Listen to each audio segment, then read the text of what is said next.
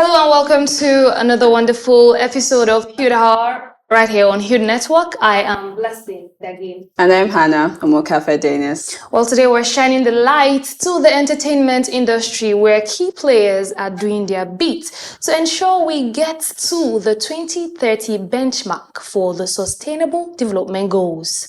Well, Hannah, it's quite interesting that it's not just players around maybe education, climate change, healthcare. The entertainment is now into this. And I must say it's quite an interesting one. Oh, it is. I see it as very interesting considering the fact that I'm an entertainment person. So it's nice to see my own sector. Yeah, this is your well, I think this conversation amazing. Today will be very interesting. Oh, very. Of course it will be. All right, let's begin. As the world approaches deadline for achieving the SDGs, the creative industry is contributing its part to promote the United Nations Sustainable Development Goals, SDG. In a groundbreaking effort, the African SDGs Film Festival serves as a timely reminder of the urgent need for collective action. By leveraging the universal language of film, this event has the potential to inspire a new wave of sustainable development champions across Africa. The African SDGs Film Festival is scheduled for 11th to 12th September 2025. This event aims to harness the power of film to raise awareness, inspire action, and foster a culture of sustainability across the African continent. The festival promises to showcase cinematic excellence featuring a diverse range of films that explore the complexities of African societies and the challenges they face in achieving the SDGs. From documentaries to feature films, the selected movies will spark critical conversations, challenge perceptions, and inspire collective action towards a more sustainable future. Well, now we'll go on a very short break, but then when we come back to gain more insight into what the African SDGs Film Festival is and what it aims to achieve, we'll be joined by Mr. Gabriel Onyebuolise, who is the head of strategy and innovation for Chanja Dati Limited, the coroners and organizers of the African SDGs Film Festival. We'll be right back.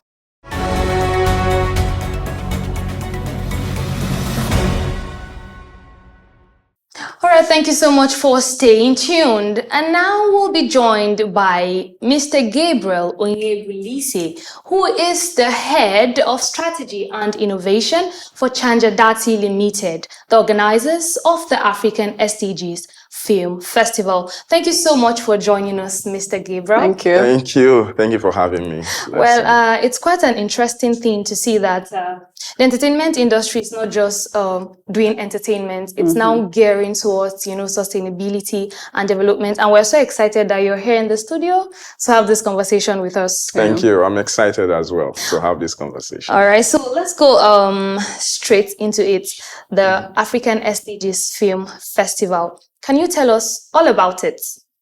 Where was this initiative, birthed from? How did you come about it? And, basically all we need to know about the SDGs Film Festival. Okay, thank you very much. Thank you for having me again. How this all began or started is around what we do at Chanja Dati. Okay. Chanja Dati, we're a social enterprise into recycling, and we've been operating in Abuja since 2015. And this year being our 10th year anniversary, we began to think around how do we amplify awareness around what we do? Because everything we do is centered around the SDGs. Although climate action being and environmental sustainability being our priority, but it still borders around sustainability on the broad scale, because the work we do spans around impacting women and impacting youths in rural communities. Yeah, that have been our priority and focus. So we thought around how do we bring people together, the public sector, the private sector, individuals together. What can bring people together to have conversations around the SDGs again, and maybe increase that level of awareness, since we have just 5 years left towards achieving the SDGs. And that's where we thought around films. You know, films are really powerful tools for driving behavioral change, right? I know we know about these sugar, MTV-based sugar, how it helped to reduce stigmatization for HIV. Like the impact was really massive. So we thought around how can films as well help to drive awareness around the SDGs, and that's how this was bettered.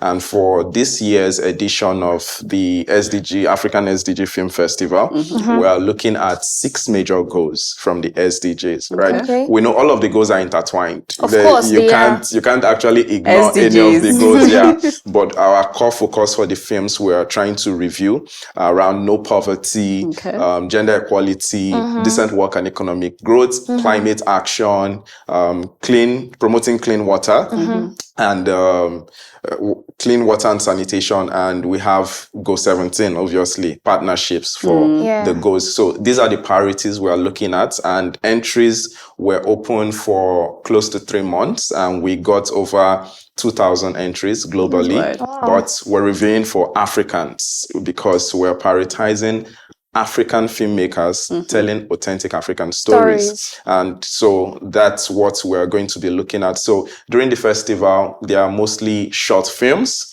We'll be having films ranging from 5 minutes to 25 minutes of time duration. So several films are just going to be screening, targeting each of these areas I mentioned. So people coming to see this are coming to see what filmmakers, what stories are being told about Africa, what's happening, because most of the films would be documentaries, like we said, feature films. And we want to see what's going on within Africa, what people are really doing, what innovation are Africans executing or implementing in order to amplify or drive development, right? So these are the things we want to critically look at. These are the conversations we're going to be having during the film festival. There will be panel conversations and discussions, right? We'll be having these conversations with high-level panel. We'll be bringing into the cinema, we'll be bringing those in the financial sector, in the film sector, bringing those in international development, bringing those, more importantly, from the government. So we're bringing everyone in one space to have these critical conversations around sustainable development. What have we done about sustainable development, and what can we do better for sustainable development? So all of these conversations, and finance is important. So definitely we're bringing the finance guys into the room to have that conversation. So all of these conversations, all of this screening is what's going to be happening. And at the end of the festival on the 12th, we'll be having an award where we'll be awarding top 9 films in 3 categories. That's first runner, the winner, first runner-up, second runner-up for each of the 3 categories that we're going to be awarding for the film festival. That's a lot. It's a lot and very fascinating. And But quickly before you come in, what are the criteria for picking these films? Talking about sustainability and us trying to achieve the SDG goals come 2030. But then what criteria in particular do you use to select, these films that will be showcased? Okay. So I already mentioned it, African. You have to be African. Yeah. It has to be an African story. And we're also looking at the excellence of how cinema, that's talking about the technicalities, then the authenticity of the story. And that's the reason we're looking at documentaries. We want to see very authentic stories, documenting either the challenges, the innovation, or the success of the SDGs. And again, it must address the target SDG area that we're looking at. One of the 6 mentioned. Poverty. Poverty, gender, climate, decent work and economic growth. It must have to address either of these goals.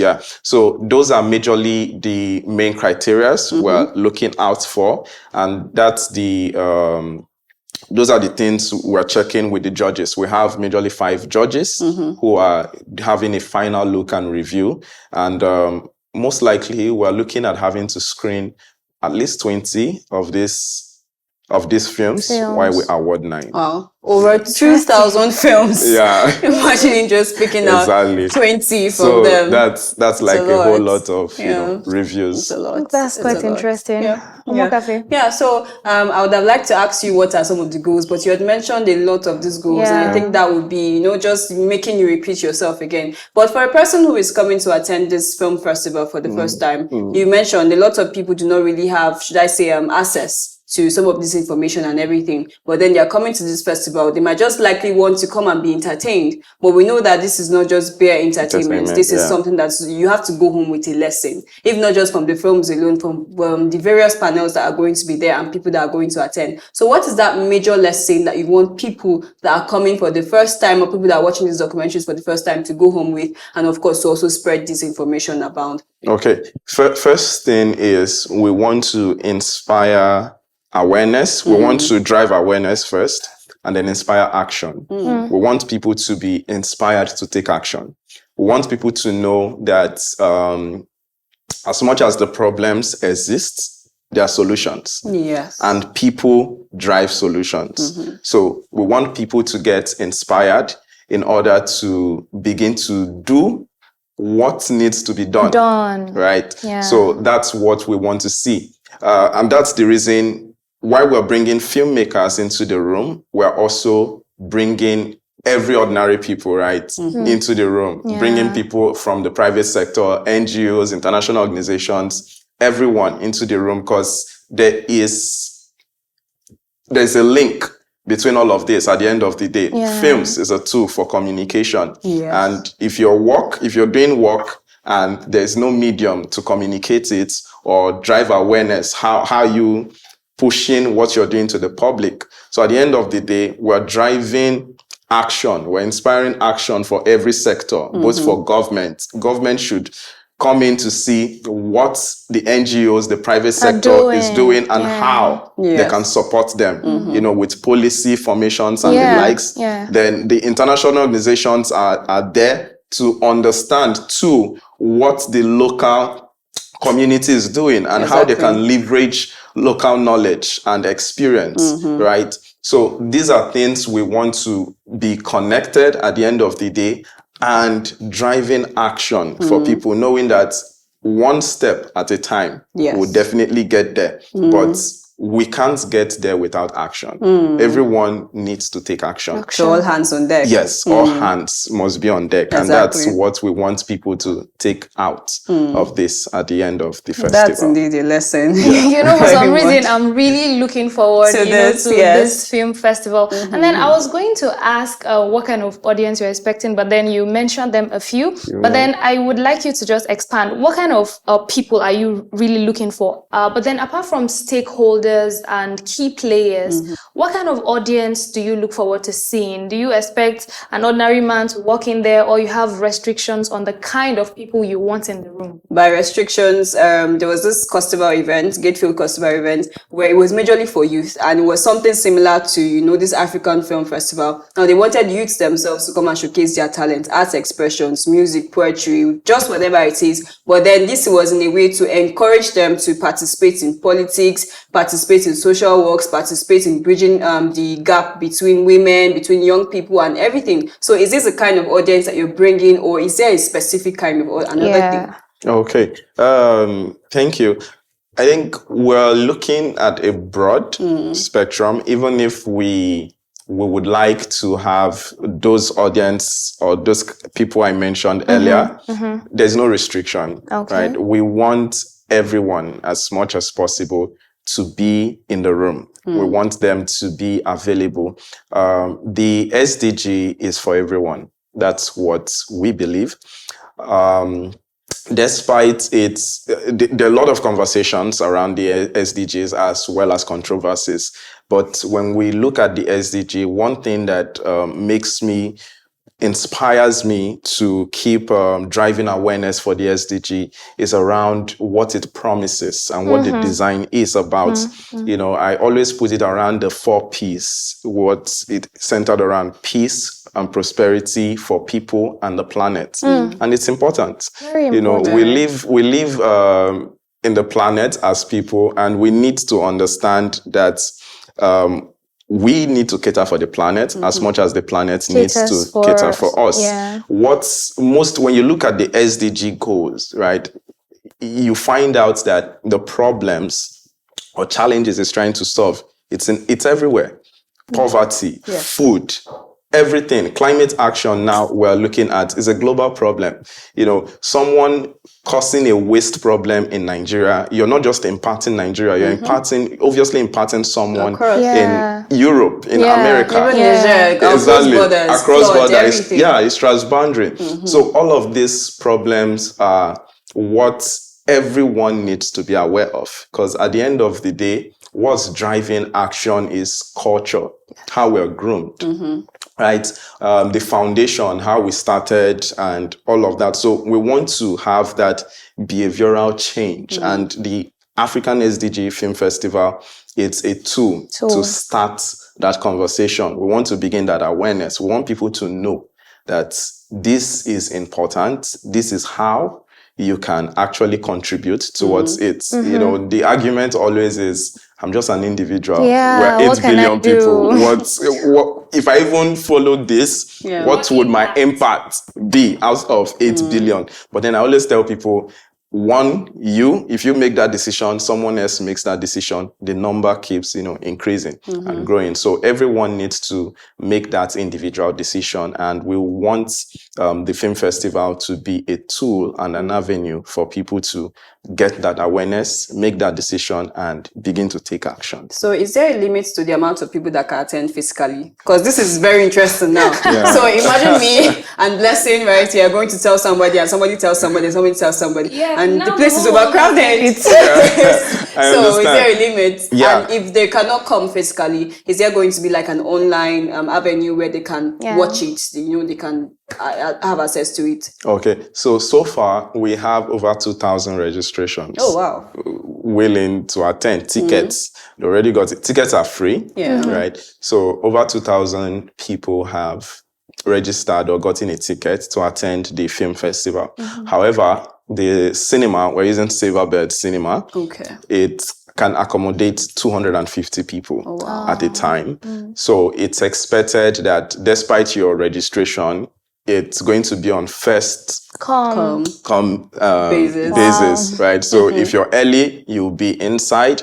But if you aren't opportune to be inside, we're going to have exhibitions outside. Okay. We're going to have organizations outside that you can check out, have conversations with, see the work that they do, right? And see where you can contribute or, align with. So we're going to have engagements outside the cinema. And we are making plans as well to have it virtual so people can also connect on YouTube. Okay. So that's quite interesting. I was going to ask this question, sorry, Blessing. Right. I want to see is it just going to be just films? Or I know it's called African Film Festival, but are there going to be other things like side attractions, like let's say arts, paintings, movies, like poetry, music? Are there going to be other things like that? Okay, so it's mainly films, right? It's majorly films. We would have, like I mentioned, we want to have some level of engagement outside. Okay. So we would have some games outside where people can, games that would help you learn more about the SDGs. So those are things we would have outside. Okay. Thank you so much. It's been an interesting conversation, honestly. And but for time, we would have, probably dug deeper. Yes. But then finally, before we call it quits, It's supposed to be a 2-day event. So could you just briefly explain to us what the first day entails and then what we should expect for the second day? Okay, great. So the first day, we're looking forward to have, it's the opening ceremony. Okay. So we're going to have a really colorful opening ceremony, an African dance, to open the festival. Right. And we're going to have, like I mentioned, officials from the government, international organizations, have remarks. Okay. And after that remark, we're going to have the high-level panel conversation. Then once that is done, we go into filming. So we're going to have film screenings happening like throughout. So we understand that some persons might not want to stay all through. So, but at every time you show up, because it's happening, we start at 10 a.m. From 10 to 4 p.m. There's something happening. So as you come in, there's a movie, you're going to see something. Something is going to be on screen for people to keep watching and keep viewing. So once that screening is over, we're then going to have conversation with some of the filmmakers who are on ground. And then for day 2, we're looking forward to, we call it Voices of the Future, a youth forum. It's a panel conversation, but we're bringing in youths, mostly from NGOs who have experience on executing grassroots projects, within rural communities and hard to reach communities. That conversation would happen in day 2. Also in day 2, we're going to have a workshop. The workshop will be for filmmakers. So in the morning, it's going to happen starting from 9:30 a.m. So we want filmmakers to learn from experienced filmmakers who actually shoot documentaries or tell impact stories. So that workshop would happen, and there's also an opportunity for another workshop for those within the NGO sector, the non-profit sector. So a workshop session would also happen for them to learn more about the work and how they can keep driving and implementing change within communities in Nigeria and Africa at large, right? So these are the major things. Then once we're done with screening, obviously more screening of movies for day 2, then we will wrap up the festival with a dinner and award night. Starting from 5 p.m. Not same venue this time, a different venue. Exclusive, I guess. A venue where we would have the dinner and award night where we award the top 9 films and other awards as well. Beautiful. Promises to be interesting. Very. I really, really do look forward to this event. Of course. As an organization, that's what we do. Creating messages that not only resonate to a particular group of people, but people that are ready and willing to create a change. So I think this is very people who do those things. This is very, very interesting. Thank you so much, Mr. Gabriel, for this time. Thank you for having me. I look forward to that day, really. Of course, I do. Thank you. We now go on a very short break. When we come back, we'll be joined by Sharon Aje with details of what women are doing to actually add their voices to such initiatives. Please stay with us.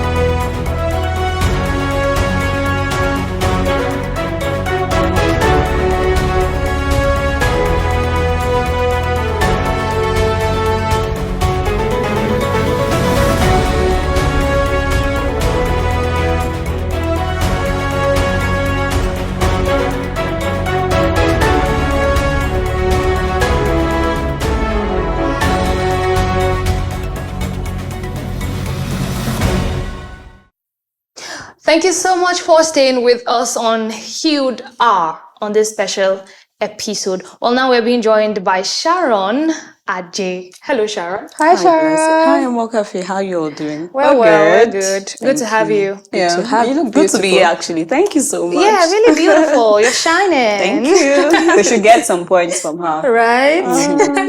All right, so what do you have for us? Well, I would say it's really amazing. Of course, I listened to Gabriel, and it's just so nice knowing that entertainment is not the usual entertainment that we've always known. It's now used to pass message and some other things. Of course, the film festival actually blew my mind, hearing everything he had to say. And it just made me understand that we are moving forward in the entertainment industry. Of course. We're moving forward. And that brings me into telling you about women that have done significantly well in the entertainment industry. And we're going to start off by Yemi Alade. Now, if you know Yemi Alade, you know that she is an amazing person. She's been doing a lot when it comes to, in regards to SDG goals and all of that. She's been really amazing. She was even awarded, or rather, she was UNICEF Goodwill Ambassador? Yes, she was appointed as a Goodwill Ambassador in the United Nations development program. That was, I think, a few years back. Because she's been doing amazingly well with her entertainment industry. Of course, she's an artist, she's a musician, and she has used her music rather, to pass a lot of messages. One of her music I listened to, talking about unity and peace, that she sang with one popular musician also called Ziggy Marley.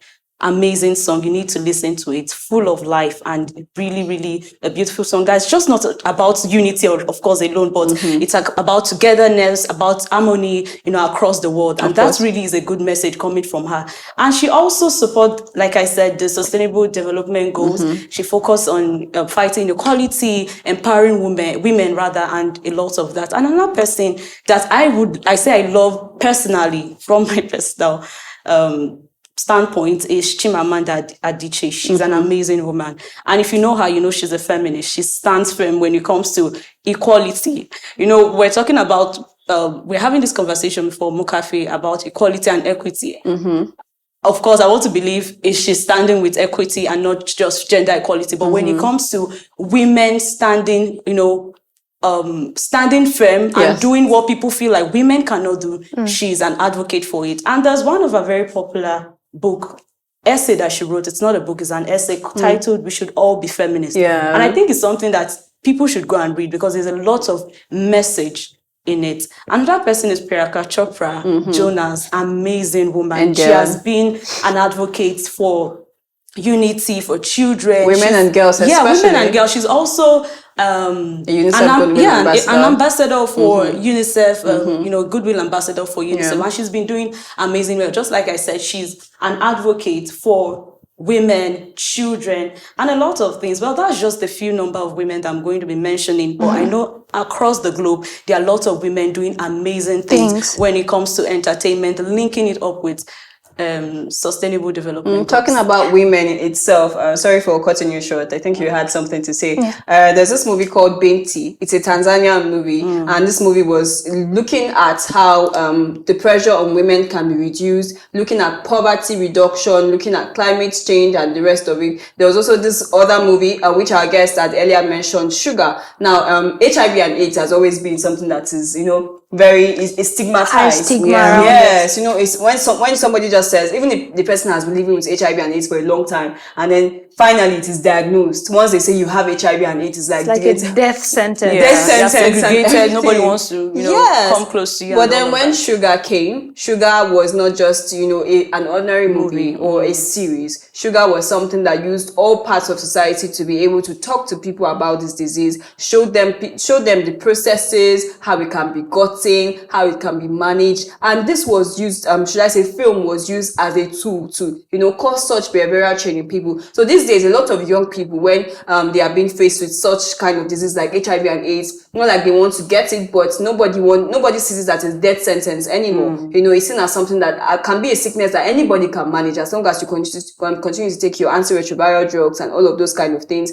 You are safe, you are sound, and you might even live more healthy than people who do not even have HIV and AIDS and any other kind of thing. So it's really beautiful to see that women are being talked about in movies, and also beautiful to see that young people are being constantly engaged when it comes to that, because they're not just pushing this movie to young people or to women or to young adults and the rest, but they're also using these young people as a tool engaging them in the movies themselves. In Sugar, you see that there was a lot of young people, and this brought out stars. Like you have Lupita Nyong'o was starred in it. You have Simini Ebusun. You have what's her name, Jemima Osunde. You have Banky W there. You have even Wizkid was there. You have so many of them, and lots of people love them. You know, they like these people. So when you see them in your movies, when you see them in your documentaries, you want to say, what's this person doing there? How is this person doing that? So when you're able to engage people in society, you know, put them in these things, then we can see behavioral change. You can see that Omo Cafe has a lot to say, you know, around this area, because entertainment is what she does. But I think let's go on a very short break. When we come back, Omo Cafe will tell us more about all we need to hear. Please stay with us.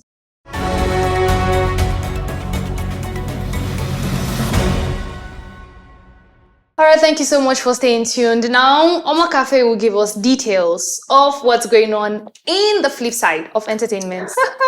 Like I was saying earlier while Sharon was talking, of course, I'm a girl's girl. So it's not just about girls or about women in the entertainment industry or being used as a tool to cause change in our society. But also we have young people being engaged in things like this. We had a young person come on my show the other day, Famed. Her name was, her name is Chabala, and she talked about how she used film to, you know, cause some certain joy and cause joy in the life of young people who were in IDPs, like those children. She just went there and she saw that, oh, these children, they're full of energy, they're full of life, and the rest of that. And what did she do? She decided to engage them in a movie production. These children were inexperienced. They had never, maybe most of them had never even seen a camera before, but she was able to, you know, engage them. Most of those young children most probably have been used by terrorists to go and cause some certain problems. Go there, okay, you need food. If you go and cause this kind of thing, I will give you this thing. But she decided that she was going to engage them in some other way. And that's what movies are for. Engagement, behavioral change, causing social impacts, bridging the gap. Now, those people might probably have never seen a computer before, but they see themselves appearing on one, and they feel the need to, you know, want to learn how to operate one and even teach and spread that knowledge to other people who are probably like them. So that's what it is, and yeah, that's it. Well, thank you so much. In all, I think we really look forward to the 11th and 12th September, where history will be made, because I think this is history cooking. Yes, you know, we're glad to be part of it. Yeah, and I really hope that at the end of the day, the impact for which this is meant will eventually be made on everyone. All right, thank you so much, Sharon. It's been amazing having you give us the perspective of what women are doing in regards to, of course, impacting the entertainment industry. Thank you so much. Thank you. Well, and this is where we draw the curtains on today's episode of Hude Hour. Ensure you make impact and change right there where you are. I am Blessing Dagin. And I'm Hannah Mokafa Daniels, and as she said, make impacts.